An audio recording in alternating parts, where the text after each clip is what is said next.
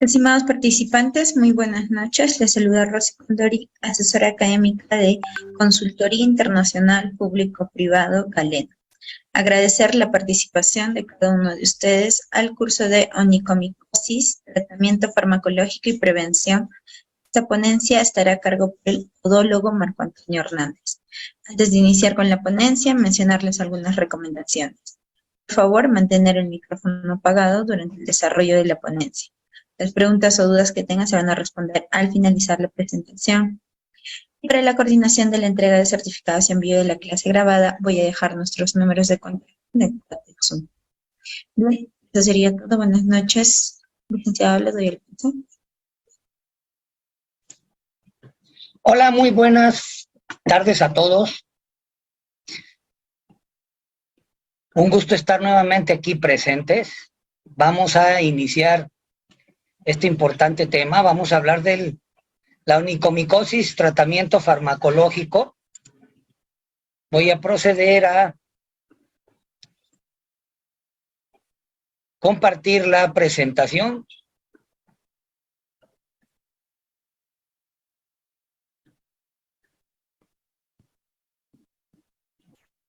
Perfecto, ya está en pantalla.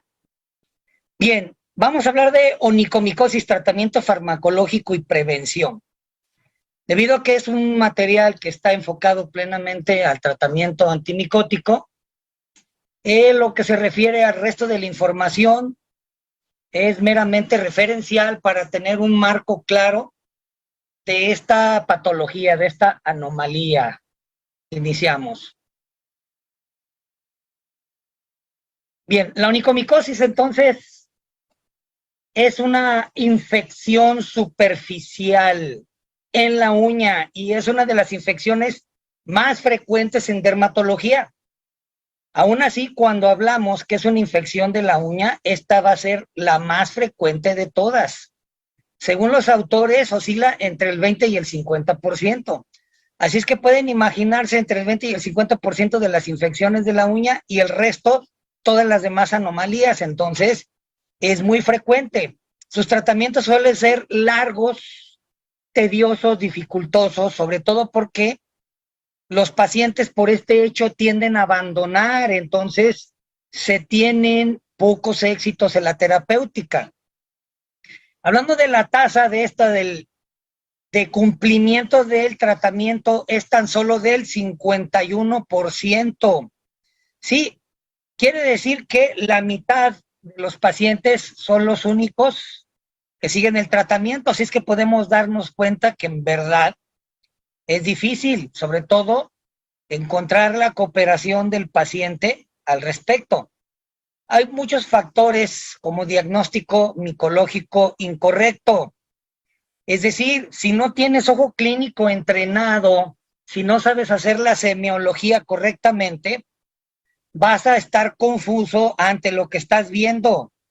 Sí, ante la situación de los signos de la uña. Hay muchas de estas anomalías de la uña que, pueden ser confundidas dependiendo de la experiencia de cada uno de los terapeutas. Alteraciones secundarias de la uña, elevada carga de microorganismos, acumulación de masas, micelios, los dermatofitomas, que son precisamente la acumulación ahí de esas manchas amarillas difusas, es multiresistente, la inmunodeficiencia, la diabetes mellitus, la enfermedad vascular periférica, junto con la modalidad del tratamiento inadecuado. Entonces, fíjate, si ya de por sí a veces podemos diagnosticar onicomicosis donde no la hay y todavía darle el tratamiento, pues resulta que es inadecuado, esa uña no va a tener cambios. Ahora, tenemos el diagnóstico correcto, pero no tomamos cuenta el resto de los factores, también eso. De lo que casi no se habla es del estado de la inmunidad del paciente. Sí, el paciente inmunodependiente es realmente difícil de tratar, sobre todo, así es que esto es relevante. También influye la baja tasa de curación y la elevada tasa de recidivas. Reinfecciones, es común entonces que Aquellos que se curan, tiempo después regresan y resulta que nuevamente tienen onicomicosis. Hay muchos problemas de índole farmacológico relacionado con la capacidad de penetración, el porcentaje y otros aspectos. Si la uña no se prepara, si el tipo de medicamento es oleoso, aceitoso, etcétera, si no es la concentración apropiada, si el pH no es favorable, todos estos son factores que van a contribuir. Los cambios experimentados en el tratamiento de la onicomicosis pues han desplazado en cierta medida la abulsión quirúrgica. Por mucho tiempo fue un tratamiento de elección, es decir, prácticamente arrancar la uña como un tratamiento. Ya prácticamente se abandonó eso, por lo menos como parte dentro de la podología. Ya no se hace la abulsión quirúrgica, sabemos que no tiene ningún beneficio, y aún así podemos encontrar algunos facultativos que la realizan regularmente médicos generales. Ya tenemos nuevos agentes tópicos farmacológicos que nos pueden ayudar sobremanera, precisamente, para poder ayudar a los pacientes. Hay tanto tópicos como orales. Se puede realizar una combinación de ambos y vamos a ver que podemos tener una alta tasa de curación. Bien, hasta la fecha, a pesar de estar bien definidos los grupos de agentes de onicomicosis, el advenimiento de los fármacos, entonces, requiere por lo menos de un buen diagnóstico, la información y la cooperación del paciente. Pero, ¿qué podemos decir? ¿Qué significa lo siguiente? Bien, tenemos una idea de lo que es la onicomicosis. Sí, tienes en mente las características de la onicomicosis, y al menos esto es lo que hace la mayoría de quienes inician o quienes no tienen ojo clínico. Simplemente se atañen al aspecto primario de la uña y dicen, onicomicosis. Así es que podemos decir, si se parece, no significa que es lo mismo. El hecho de que se parezca no es acto suficiente para determinar que es onicomicosis. Eso queda claro o contraviene todo sentido de la clínica que involucra la toma de datos, exploración, tipo de pacientes, semiología, análisis y demás, ¿sí? Sin embargo, digo esto porque es de común ocurrencia en muchas situaciones de salud donde el podólogo no está presente y se provocan muchos errores. Sí, se parece, entonces es. Tenemos un ejemplo. Estos dos perros son completamente diferentes. No podemos decir que es lo mismo.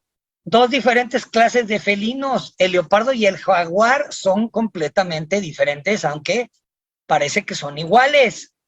El cocodrilo y el caimán, un chocolate y este señor que tenemos aquí, ¿verdad? Entonces, así de absurdo, pues así de absurdo. Un grupo de amigas, igualmente, ¿no les parece? Entonces, ahí queda claro el hecho de decir, no vamos a concluir inmediatamente onicomicosis. ¿Qué es onicomicosis? Dijimos, se refiere a la enfermedad causada por hongos microscópicos, los cuales van a invadir la lámina ungueal. Hay tres grupos de agentes causales, hongos microscópicos llamados dermatofitos, que son responsables de la mayoría de las afecciones, los mohos no dermatofitos, que podemos decir que son organismos raros, y las levaduras, que son las más frecuentes.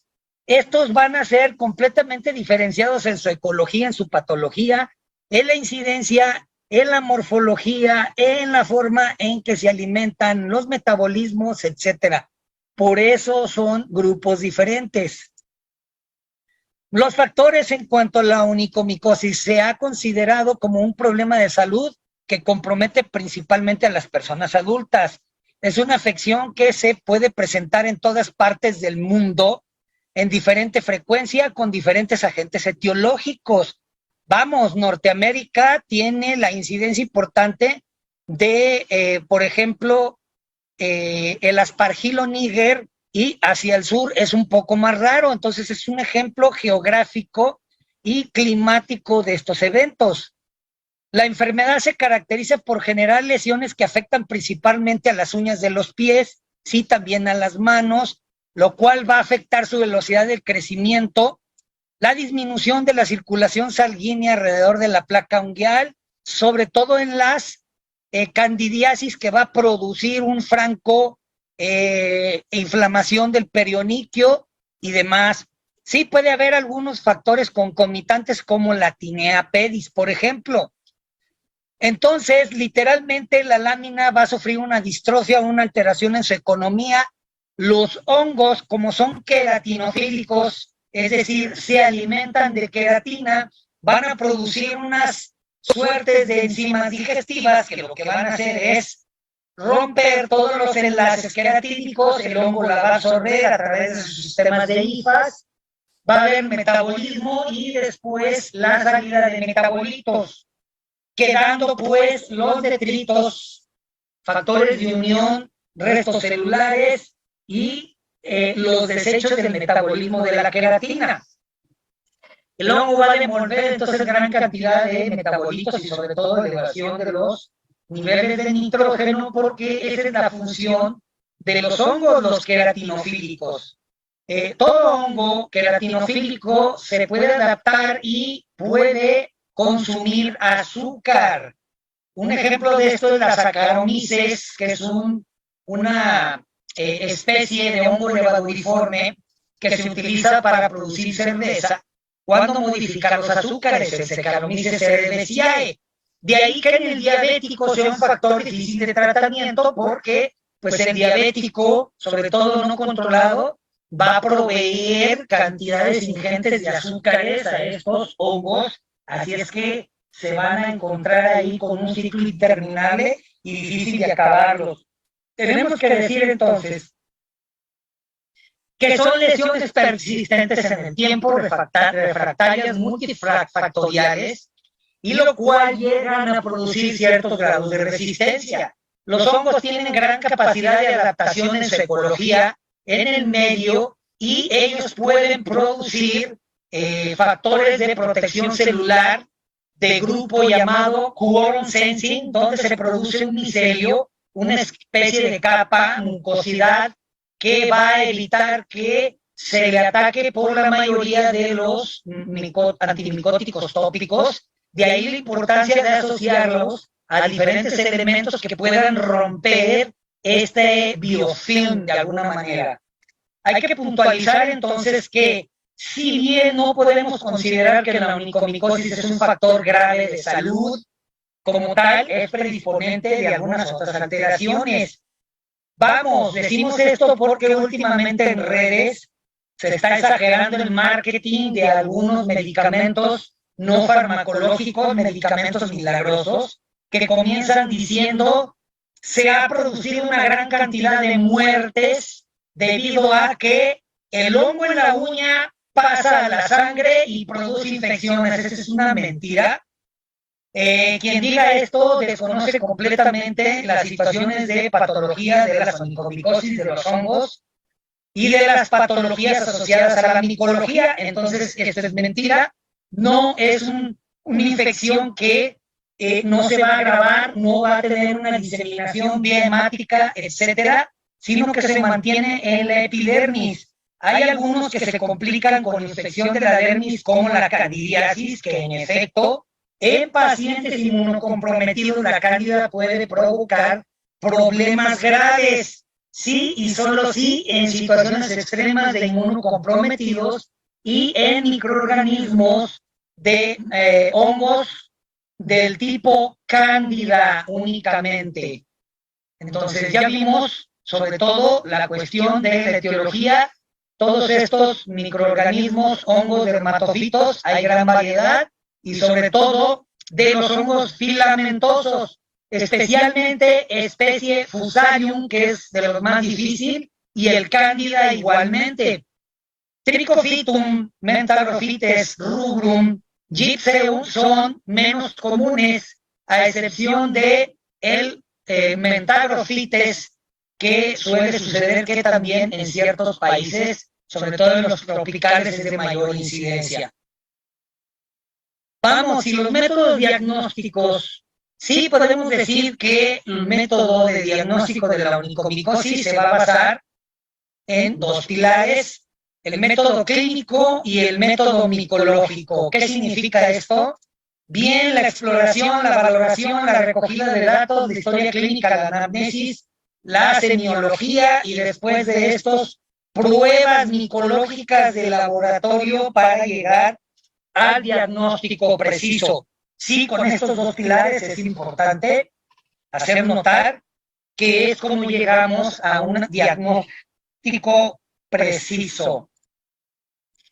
En sí, podemos decir entonces que hay ciertas situaciones que debemos considerar aquí en la semiología. Ya dijimos que está todo el factor clínico completo, tipo de paciente, los datos, los tiempos de evolución de la enfermedad, factores y antecedentes infecciosos relacionados, los diagnósticos previos, los antecedentes personales, familiares, heredofamiliares, ocupacionales, incluso la biomecánica. En sí, entonces, si tenemos que hacer el resumen de los puntos, es el qué, cómo, desde, cuándo. Sí, no podemos decir entonces que un paciente que se presenta a nosotros con una mancha que pudiera aparecer en el borde lateral de la uña y decir, es un tipo de onicomicosis ungueal lateral, cuya evolución fue de 30 días y la mancha va a representar alrededor del 10 o el 15% del total de la lámina. No podemos considerar de ninguna forma que es una onicomicosis porque la evolución es rápida y no, la onicomicosis es lenta, sostenida, tediosa. La onicólisis es casi rápida, se gesta en algunos días, así es que este es un hecho semiológico tan solo como ejemplo. La onicólisis traumática y idiopática, factores biomecánicos, y decir entonces que esto es compatible con una onicomicosis que se desarrolló en 30 días es un error, y claro que un clínico entrenado no podría cometer dichos errores. La pregunta clave que nos llevará a hacer la diferenciación de los casos es las distrofias de otra naturaleza. Sí, la cronicidad, el tiempo, otras enfermedades asociadas, y por lo tanto, vamos a decir, un factor que nos ayuda al diagnóstico es conociendo el resto de las anomalías unguiales, porque el hecho de conocer las características del resto nos ayuda a un ejercicio semiológico preciso. Esto significa, pues, que es muy probable que si no tienes la experiencia, te equivoques. Sí, sin embargo, recuerden que el clínico tiene que echar a mano de todo lo necesario siguiendo el método clínico para minimizar dichos errores. Estos errores pueden ser cometidos por personal sanitario que no está relacionado o que está en ausencia del podólogo. Quizás a estos puede determinarse un verdadero problema de diagnosis. Sí, a pesar de todo, se debe de entender que el médico y el dermatólogo, aún para ellos, con el tiempo, puede parecer que es un reto diagnóstico. Así es que como podólogos no podemos pensar lo contrario, por eso hay que estar siempre en pleno uso del método clínico y echando mano de todo. Entonces, ¿y cómo se corrobora micológicamente? El examen directo toma muestra, identificación morfológica del hongo a través de una visión a través del microscopio óptico con una preparación simple de la muestra, la cual va a ser desnaturalizada con hidróxido de potasio y fijado para la observación en microscopía directa. Esto nos va a ayudar únicamente a identificar el género de dichos agentes como tal y únicamente corroborar la presencia de la onicomicosis. Tenemos aquí un ejemplo, la toma, la fijación y la microscopía del examen directo. vamos que para decir que el examen directo tiene una sensibilidad aproximadamente del 52%.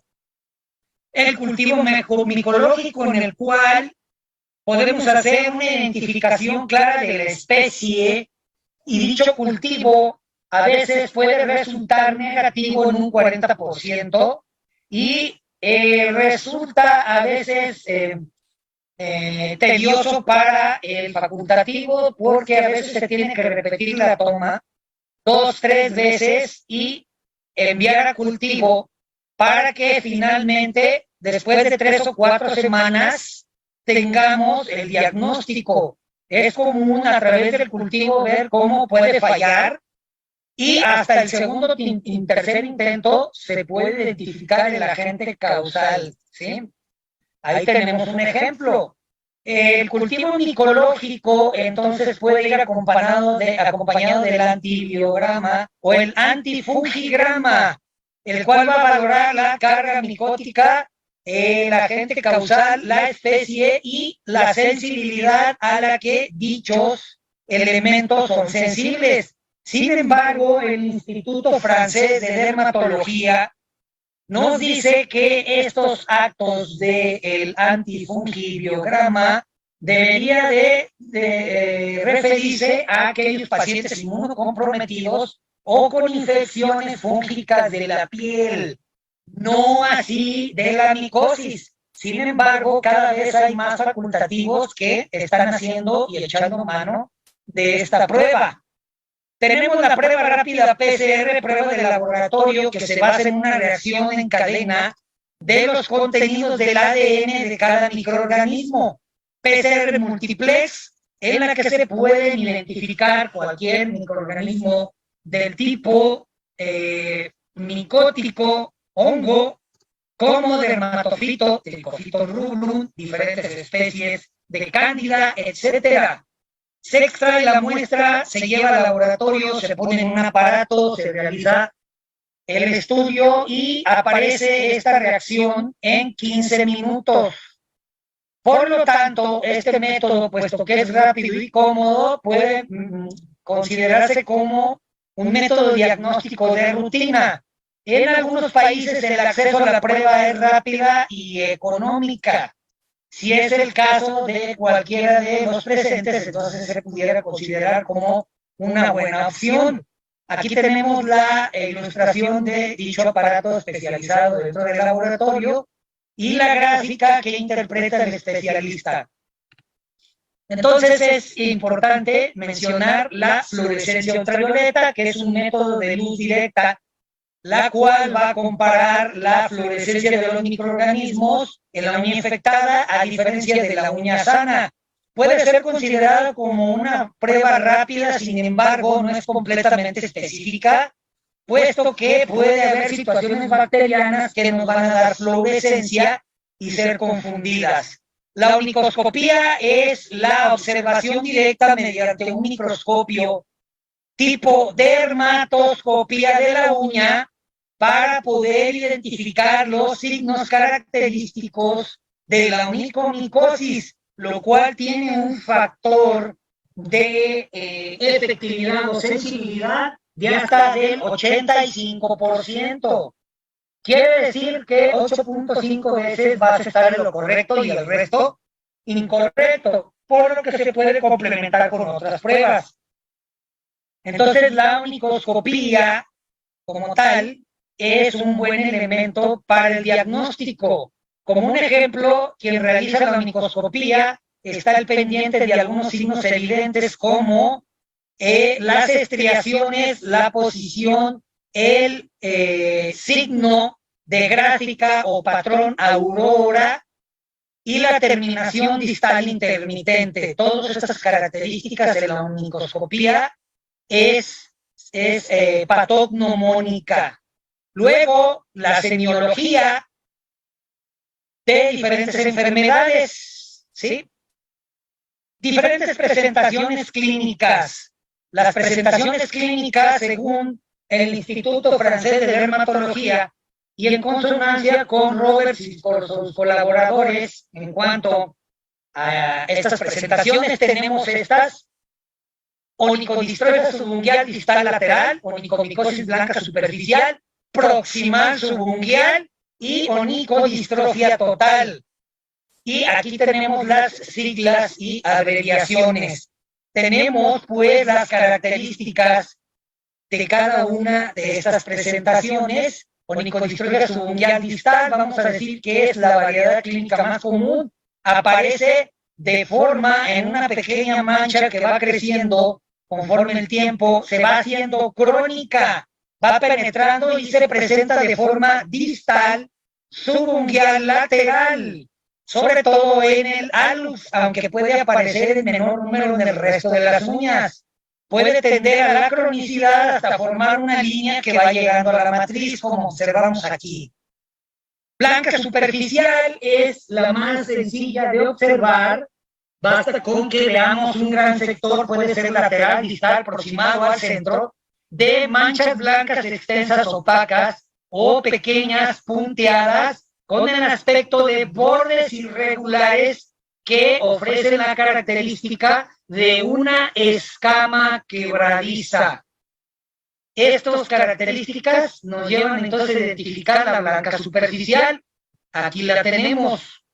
Esto es muy frecuente en pacientes inmunocomprometidos. La proximal subungual, como onicomicosis subungual blanca proximal, es un tipo clínico de aparición infrecuente, afectada sobre todo por cándida y el Trichophytum rubrum.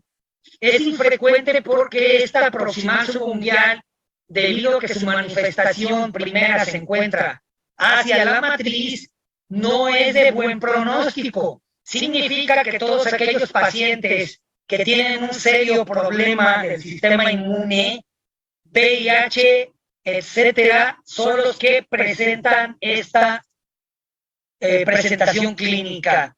Onicodistrófica total es la que prácticamente toda situación crónica finalmente llega, donde toda la lámina se afecta.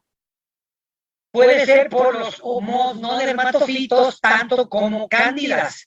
Sin embargo, por la cándida, la matriz unguial puede verse comprometida y producir inflamaciones crónicas conocidas como la onisis, ¿sí? Aquí tenemos un ejemplo de la onicodistrofia total y tenemos la proximal asociada a paroniquia crónica, la cual va a iniciar por malos tratamientos, inflamaciones completas, afectación de la cutícula, intromisión, superinfección y sobre todo la presencia de levaduras. Cualquiera de las levaduras pueden encontrarse aquí, la más frecuente es la albicans, sin embargo la ferox tropicalis y glabrata también son altas incidencias. Es una presentación eritematosa, periungual dolorosa, presencia de exudados blanco amarillento, la cual puede llevar a la caída de la uña sobre todo. Aquí tenemos la presentación crónica en paciente inmunocomprometido.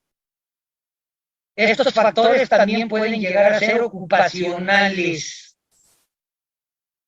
La distal secundaria candidiasis, la mucocutánea crónica, el 1%, sí, la cual puede deberse a la intromisión microtraumatismo frecuente en dedos engrosados como palillo de tambor. Y la onicólisis candidiásica, que ocurre cuando la lámina de la uña se separa frecuentemente y de forma crónica, al crecer, se vuelve a desprender. Sí, hablando de la onicólisis, hay que diferenciar de la traumática, de la onicólisis idiopática y de la onicólisis candidiásica. Ahí tenemos los ejemplos. Entonces, hay hongos que se eliminan fácilmente. Sí, estos, los que se quitan nada más con una pasada de acetona, ¿verdad? Entonces, estamos viendo que es de difícil tratamiento y hay factores que pueden provocar, pues, las recidivas. Tenemos antifúngicos disponibles para el tratamiento de las micosis unguiales. Iniciamos tratamiento oral o sistémico. Sí, aunque por lo común la vía oral es la más cómoda en pacientes inmunocomprometidos. En la consulta externa se puede utilizar perfusión medida por goteo, prescripción médica y solución intravenosa. Así es que en este sentido también se conocería como sistémico, pero la más frecuente es la vía oral. La medicación tomada por vía oral parece curar la afección con mayor rapidez y efectividad que el tratamiento tópico. Según las situaciones de la metabúsqueda, nos dice que así es. Hay 3 fármacos antimicóticos principales para situación sistémica: gliciofulvina, diferentes fármacos de grupo azoles como itraconazol, fluconazol, albaconazol, posaconazol, rabuconazol, que son de las moléculas más recientes, y la muy conocida terbinafina. Se quiso entonces en diferentes estudios clínicos evaluar los resultados principales. La uña parece ser normal después del tratamiento, entonces se dice que hay una curación clínica. La uña está libre del hongo a nivel microscópico, entonces es una curación micológica. Todos estos factores de valoración es al final del tratamiento oral lo que nos ayuda a entender por medio de la recabación de datos y enriquecer los estudios clínicos. Sin embargo, ¿qué podemos decir de la seguridad de los fármacos de esta naturaleza, sistémicos, vía oral? Un metaanálisis que concluyó con 6.640 pacientes adultos desde el año 2000 hasta la fecha, concluyó que se reevaluó la incidencia de los pacientes que abandonaron el estudio por reacciones adversas. Vamos, aquí el problema de los tratamientos sistémicos es la frecuencia de reacciones adversas. En el grupo con manejo continuo de terbinafina oral, en 3.4 tuvo que terminar el tratamiento por efectos adversos. En estudios realizados en México se encontró hasta un 6%. Y terminación del tratamiento, el punto 34 tuvo que terminarlo por elevación de las transaminasas, lo que implica daño del tejido, daño orgánico. En cuanto al grupo de manejo con pulso de terbinafina de 500 miligramos, sí, pulsos de terbinafina 500 miligramos al día por 4 semanas y por 3 meses, que esta es la situación de pulsos, un 2% debió terminar el tratamiento por presentar efectos adversos. Punto 56 por la elevación de transaminasas. Vamos, en México, en un estudio que se realizó en institutos dermatológicos del país, se vio que hubo compromiso del hígado, fallo hepático, elevación de transaminasas, hasta en un 2% de los casos. Sí, hasta en un 2%. Vamos, es una realidad que puede producirse compromiso hepático.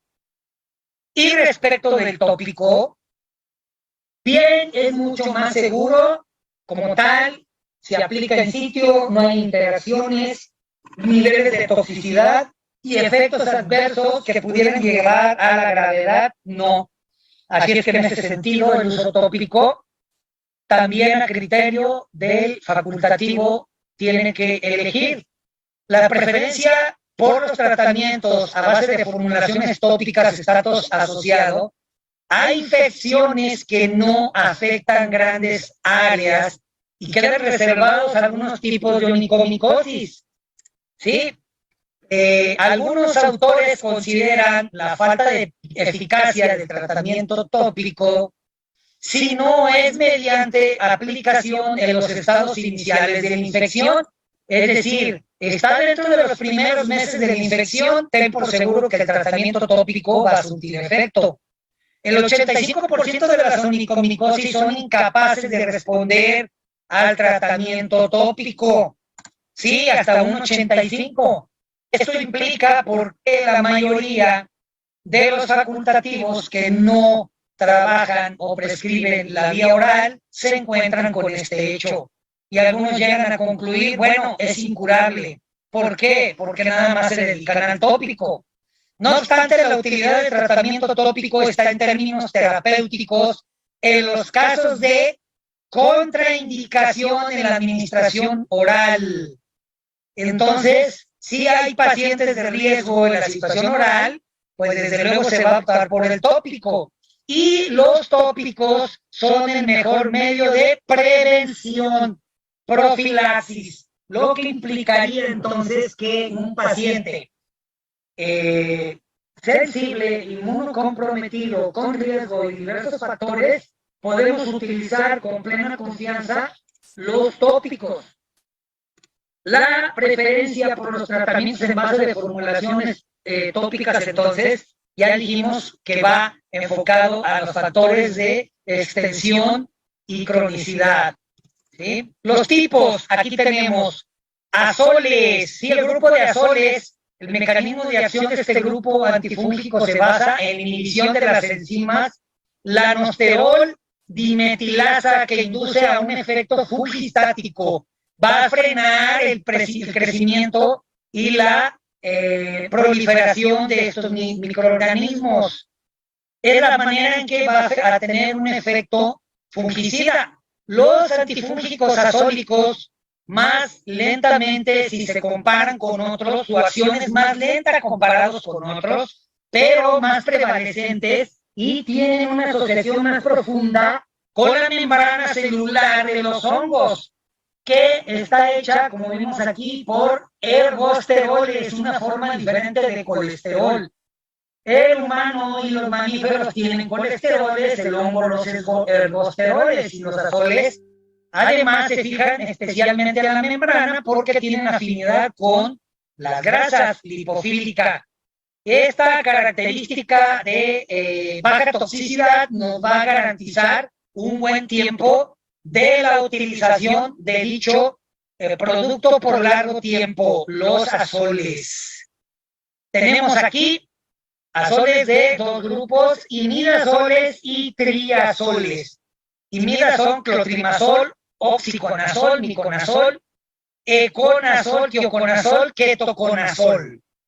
Y los triazoles más conocidos, más abundantes en el mercado y más baratos, fluconazol, itraconazol, terconazol, boriconazol, isaconazol y pasoconazol.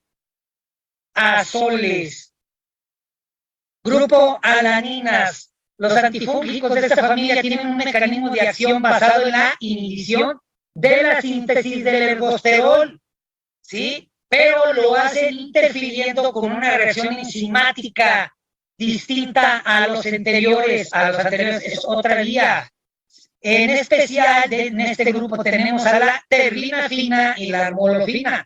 Son capaces de provocar una doble acción, tanto fúngica como fungistática.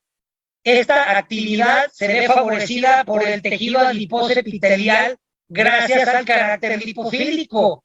Sí, lo que va a producir que las moléculas se adhieran mucho más tiempo y puedan asociarse al tejido graso subcutáneo y sobre todo en la lámina unguial hacia el lecho, lo que va a evitar más tiempo, por más tiempo las recidivas. Ejemplos de alaninas, ahora estamos con el grupo alaninas, nistatina, terlinafina y butenafina. La terlinafina tiene una acción de actividad frente a hongos dermatofitos, pero la D es inferior a levaduras. Es más pobre la levadura, sin embargo, algunos estudios han señalado que la eficacia en la onicomicosis puede llegar hasta el 91%, lo que lo hace de selección de primera línea. Sí, se describe la acción elevada en diferentes grupos, como en los pediátricos. Los pediátricos debería de utilizarse en largo tiempo en inmunocomprometidos, diabéticos y pacientes síndrome de Down. Alaninas, formulación tópica de terlinafina, la cual puede ser fue probada en modelos animales por largo tiempo para hacernos demostrar su acción tópica. Tenemos un ejemplo preparado, laca ciclopiroxolamina, frecuente al 8%. El uso terapéutico de este fúngico, ¿sí?, a diferencia del anterior antifúngico, puede ser útil como apoyo al tratamiento oral. Sí, si es paciente como el anterior, se va a preferir la ciclopiroxolamina al 8% como apoyo del tratamiento oral para un mayor éxito. La nastatina, acabamos de mencionar, también tiene una afinidad con el tejido adiposo, se penetra fácilmente el estrato córneo y tiene una gran acción bactericida y bacteriostática, la nastatina. Las morolfinas, ya mencionamos atrás en el grupo, la amorolfina al 5%, presentación laca, que se ha visto que tiene una acción importante. La indicación terapéutica de esta al 5% es en aplicaciones, dice, 1 o 2 veces por semana durante 6 meses, reevaluar la uña y podemos continuarlo 9, 12 meses en las uñas de manos y pies. Ya se hicieron estudios prospectivos lineales observacionales en las que se valoró que la amorolfina tiene el mismo efecto si lo pones 1 o 2 veces por semana, por lo cual puedes recomendarlo al paciente 1 vez por semana para su economía. Algunos ensayos clínicos ofrecen datos de curación que lo sitúa entre el 60 y el 76%, superiores a los azoles y a otros como el tioconazol y la ciclopiroxolamina. La ciclopiroxolamina, laca al 8%, se puede continuar en un largo tiempo. Sin embargo, la acción es un poco más pobre que la anterior, según los estudios, hasta un 36%. Por eso se dice combinación oral. Tenemos un cuadro comparativo donde se puede combinar dichos con tratamiento oral, por ejemplo, la amorolfina con la itraconazol oral por 12 semanas y la amorolfina 25%, 24 semanas, 200 miligramos por día entre 6 y 12 semanas. ¿Sí? La curación global en 24 semanas, 83%, 93% en comparación. Amorolfina tópica 5%, más terbinafina 250 miligramos cada 12 horas, 7 días por mes, 4 meses, lo que es impulsos, tratamientos del 85% y curación micológica en las levaduras del 50%. Ahí queda el cuadro para quienes quieran pedir el documento, consulten aquí el cuadro de tratamiento combinado. Hay otros tratamientos, sí, tratamientos alternativos no farmacológicos, la abulsión unguial química. La abulsión unguial química con urea entre el 30 y el 40% se ha visto combinado con el antimicótico que puede elevar la curación sintomática clínica hasta en un 65%, es decir, le agregamos todavía un 20 o un 25% más. La abulsión unguial quirúrgica, estuvimos diciendo que esta se dice no, realmente no. Sin embargo, hay algunos facultativos que siguen utilizándolo. La iontoforesis, que es corriente de tipo galvánica, la cual va a ayudar a la absorción de algunos fármacos. La terapia láser, cuando hablamos de la terapia láser, estamos hablando específicamente láser neodimio YAG 1064, ya que los estudios demostraron que el láser CO2 quirúrgico abulsivo combinado con el antimicótico tiene una acción más baja, mientras que el tratamiento combinado de láser neodimio YAG 1064 puede tener una acción de hasta el 87%, el CO2 hasta un 60%. Entonces, preferimos.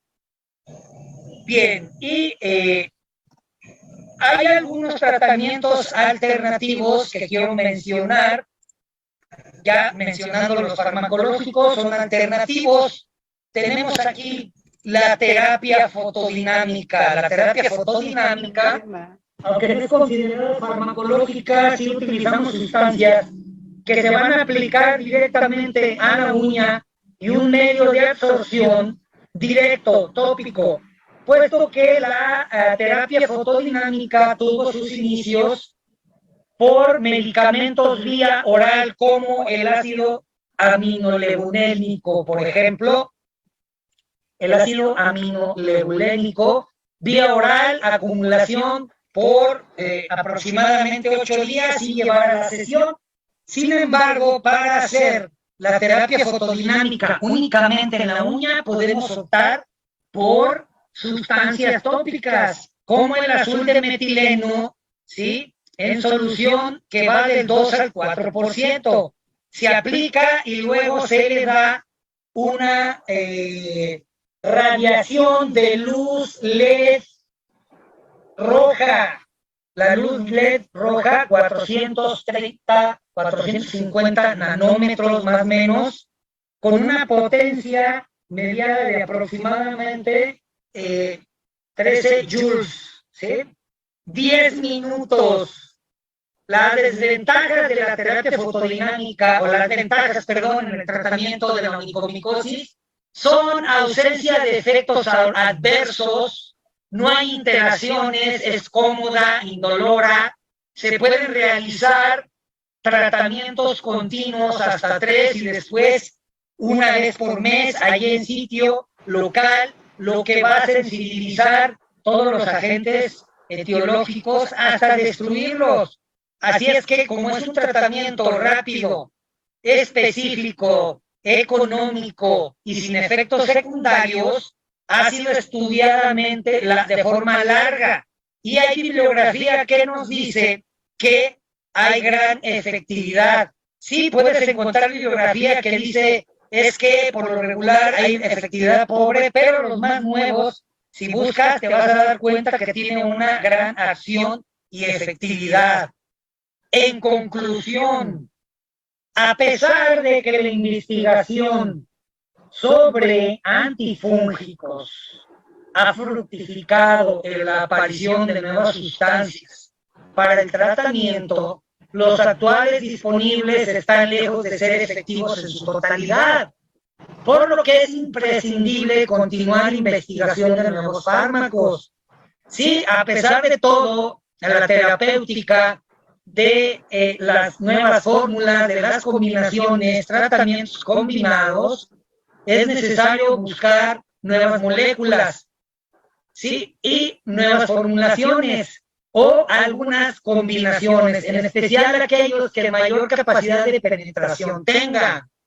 Ya hoy día se sabe, pues, que depende del vehículo, el cual hay nuevas sustancias químicas, solventes, ¿sí?, que parecen penetrar mucho más fácil, como los metanoles y algunos solventes derivados del butilo, el cual parece ser mucho menos denso que el agua y la penetración es más rápida.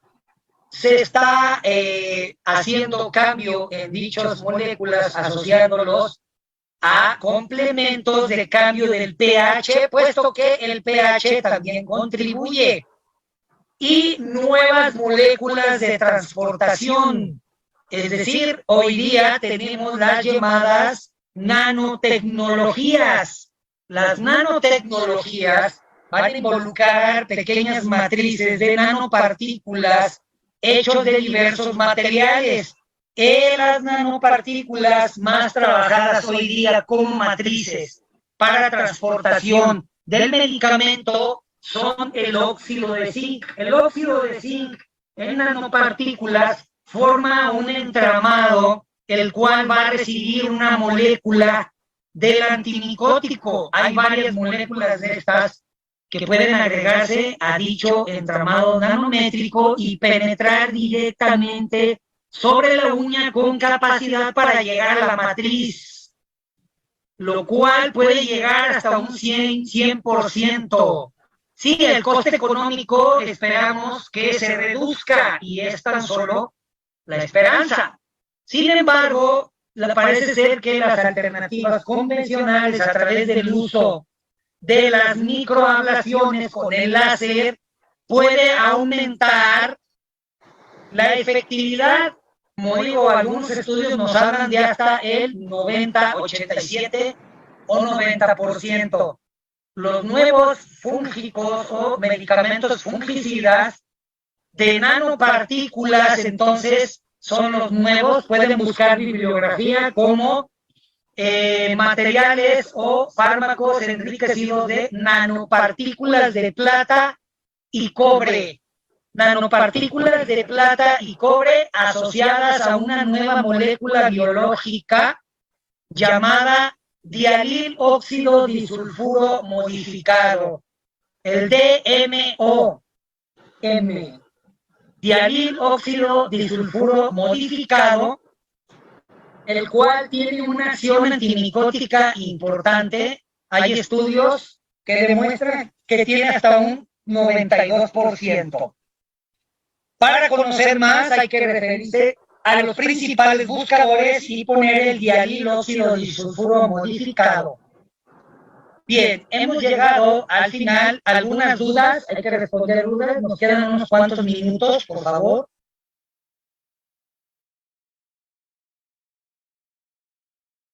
Bien, quiero aclarar entonces que tenemos un gran arsenal de medicamentos. Lo que deberíamos considerar aquí es el inicio pacientes, vamos a decir, pediátricos y en onicomicosis superficial simple, la subungual, distal o la superficial, el tópico es lo ideal. Vamos a decir que en pacientes de larga data, donde tengan más del 50% de la lámina, todavía pudiera evaluarse dicha actividad tópica. Sin embargo, en aquellos que tienen larga data crónica, está asociada a alguna otra enfermedad como la diabetes y tiene al menos más del 80% de la uña afectada o una segunda, debería de ser tratamiento combinado. Sin embargo, aclaro, hay que ser importantes en la situación multidisciplinaria para la valoración orgánica de la función hepática y renal, puesto como que hemos visto las situaciones de efectos secundarios importantes es una realidad. No olvidar que hay estudios de nuevas moléculas, las cuales son basadas en nanopartículas de oro, plata, cobre y asociadas a nuevas moléculas biológicas como el dialil óxido disulfuro, lo que abre una ventana prometedora para una terapia futura. Considerando además las alternativas láser neodimio YAG 1064 o la terapia fotodinámica, la cual es simple, económica, rápida y literalmente libre de efectos secundarios. Agradezco, aquí tenemos las referencias bibliográficas para consulta. Gracias a todos los presentes, gracias licenciada y al Centro Internacional de Actualización y Formación Profesional por estar aquí en este día. Concluimos. Gracias a todos, muy amables.